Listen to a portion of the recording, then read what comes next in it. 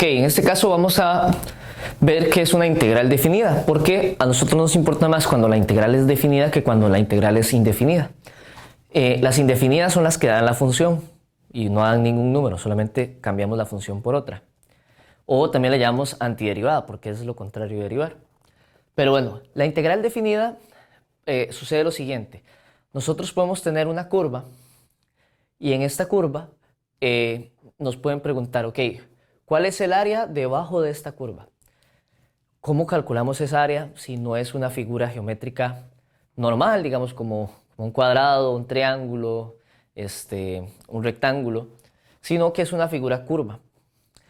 Pues a alguien hace mucho tiempo se le ocurrió decir, bueno, lo que podemos hacer es rellenar todo esto de puros rectángulos. Y entonces hizo varios rectángulos, ¿ok? Esos rectángulos que están ahí se asemejan o son casi parecidos a el área que está debajo de esta curva.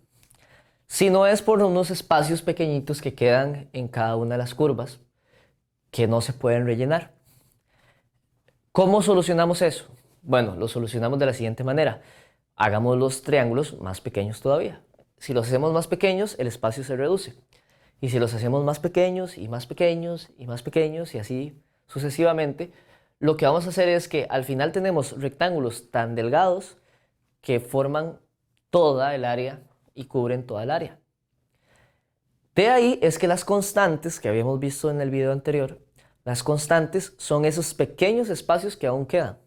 Pero al hacerlo al infinito, o sea, infinitamente pequeño, entonces ya esos constantes desaparecen porque los espacios ya están cubiertos, ya están rellenos.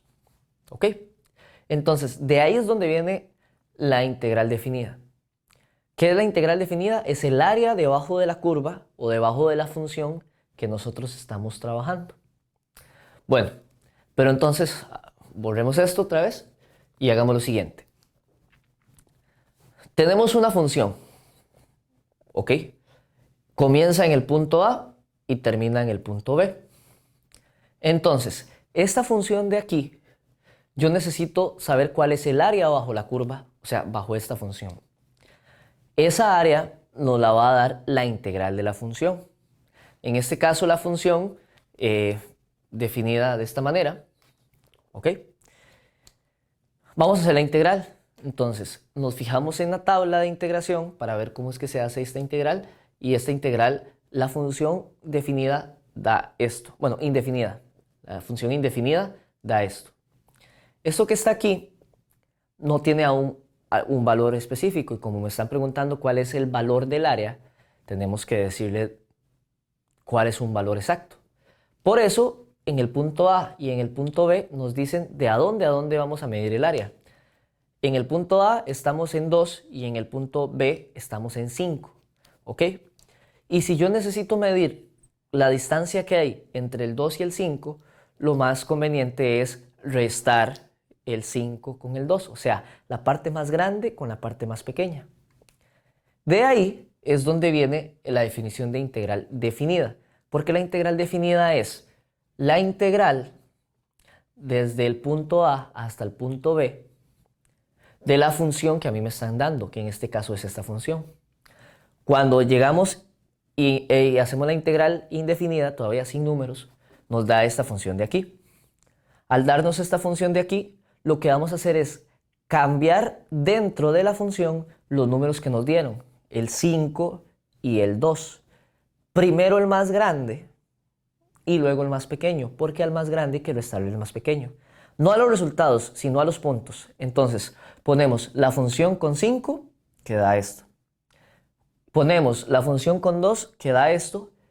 Y por regla lógica, lo que hay que hacer es restar la función con 5 y la función con 2. Al final restamos y obtenemos este resultado. Este resultado de aquí es el área debajo de esa curva, o sea, debajo de esta figura.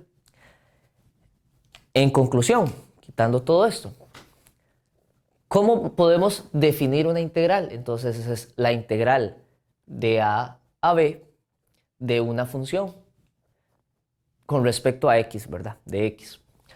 Esto va a ser igual a una función nueva, que es la integral, la que yo estoy haciendo, una función nueva, evaluada, y ponemos esta línea, desde A hasta B, colocando primero el B y luego el A, o sea, a la hora de evaluarlos.